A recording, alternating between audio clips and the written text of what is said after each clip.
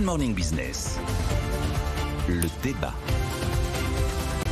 Nous voilà perdus sur le pouvoir d'achat, Nicolas Dose. En cause cette étude de l'Institut des politiques publiques. Comment vous voulez faire? Vous avez le Trésor qui vous dit les plus pauvres ont beaucoup plus profité des mesures que les plus riches, donc leur pouvoir d'achat a augmenté.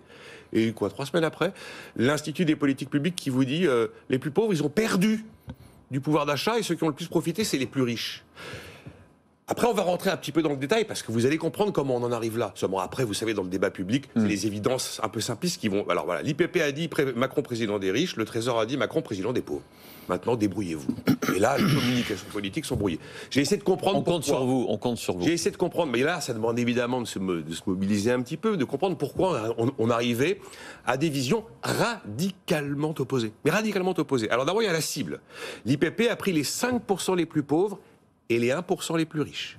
Le Trésor avait pris les 10% des deux côtés. C'est déjà pas la même population. Après, il y a le panier de mesures. L'IPP n'a regardé que les mesures décidées sous le mandat Macron, tandis que le Trésor avait pris en compte les mesures décidées sous le mandat de François Hollande et appliquées sous le mandat d'Emmanuel Macron. Donc là-dedans, vous avez par exemple bien la généralisation du chèque énergie décidée sous Hollande, appliquée sous Macron, ou la hausse du RSA décidée sous Hollande et appliquée sous Macron. Là, vous n'avez pas le même panier de mesures pour regarder qui sont les gagnants, qui sont les perdants. Après, les hypothèses comportementales. L'IPP a considéré que les ménages les plus pauvres probablement avaient été plus victimes pour des hypothèses comportementales de la hausse de la fiscalité sur le tabac. Le Trésor n'avait pas pris en compte ces hypothèses comportementales. Ensuite, vous avez un choix politique. Le choix politique d'Emmanuel Macron, c'est que le travail doit payer plus que l'inactivité. On est d'accord.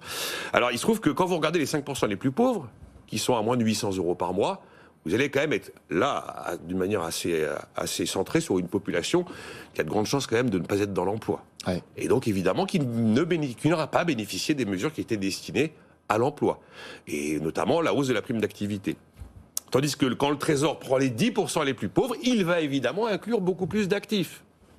Et là, effectivement, l'IPP admet que 100% des actifs, y compris les plus pauvres en France, sont gagnants. Tous sont gagnants des mesures d'Emmanuel Macron. Donc il y a la prime d'activité, suppression des cotisations chômage, enfin maladie, chômage maladie, et puis également la baisse de l'impôt sur le revenu. Bon, après, il y a un éternel oublié des études, c'est les fameuses dépenses contraintes qui, on le sait, ont augmenté, et les plus pauvres, en proportion de leurs revenus, Mais donc, impossible de dire de manière rationnelle que IPP a raison, Trésor a tort, ou Trésor a tort et IPP a raison. Les deux ne regardent pas exactement les mêmes choses et donc arrivent à des conclusions radicalement opposées. Jean-Marc Daniel. Oui, je ne vais pas revenir sur ce que vient de dire Nicolas, qui résume bien les caractéristiques des deux études. Par rapport à ce qu'il a dit, je ferai 3 remarques. La première remarque, c'est quand on dit on va prendre uniquement les mesures d'Emmanuel Macron sans tenir compte des décisions précédentes, mais il a tenu compte, lui, pour prendre ses décisions, des décisions précédentes. C'est-à-dire qu'il a réagi à un contexte. Et donc, je pense que sur le plan purement méthodologique, la méthode du Trésor est plus conforme à la réalité que la méthode de l'IPP qui consiste à dire oui, mais... D'autant plus que dans la perception des ménages, eux, les ménages voient ce qui s'est passé entre 2017 et 2022. Ils ne se demandent pas quelle est l'intention véritable d'Emmanuel Macron. Ils regardent ce qu'il y a sur leur compte courant. Exactement. La deuxième remarque que je ferai, c'est la perception qu'ont les gens. Vous savez, c'est du pouvoir d'achat qui n'est pas dans l'étude, et donc par définition, Jean Fourastier avait publié un texte assez intéressant en 1977, donc ça remonte à une certaine époque, où il prenait les gens en 1967 et on leur demandait de combien vous manquez pour avoir une vie décente. Et il dit il faudrait augmenter notre revenu de 30%. Il dit 10 ans après, leur revenu a augmenté de plus de 30%. Vous leur demandez de combien il manque pour avoir une vie décente, et ils répondent il me manque environ 30%. Donc la perception du pouvoir d'achat est toujours assez négative. On a toujours l'impression qu'on est en situation de manque. Puis la dernière remarque que je ferai, c'est que j'ai à plusieurs reprises dans mes écrits dit que l'enjeu d'Emmanuel Macron, c'était, pour ne pas passer pour le président des riches, d'être le président des ruches. C'est-à-dire des gens qui travaillent, des gens qui sont actifs. C'est le cas, là. Et voilà. Et donc, par-delà le jeu de mots, on peut considérer que les deux études sont assez d'accord là-dessus. Il a véritablement revalorisé le travail. Et donc, une des constantes de son discours est quand même en conformité avec la nécessité de l'actualité économique. 2 critiques quand même sur l'IPP. Ils incluent la baisse des APL de août 2017, mesure décidée sous François Hollande.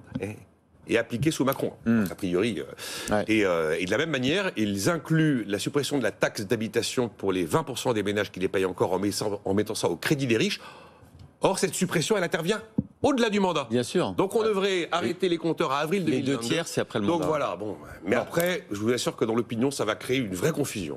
Merci Nicolas Dose et Jean-Marc Daniel.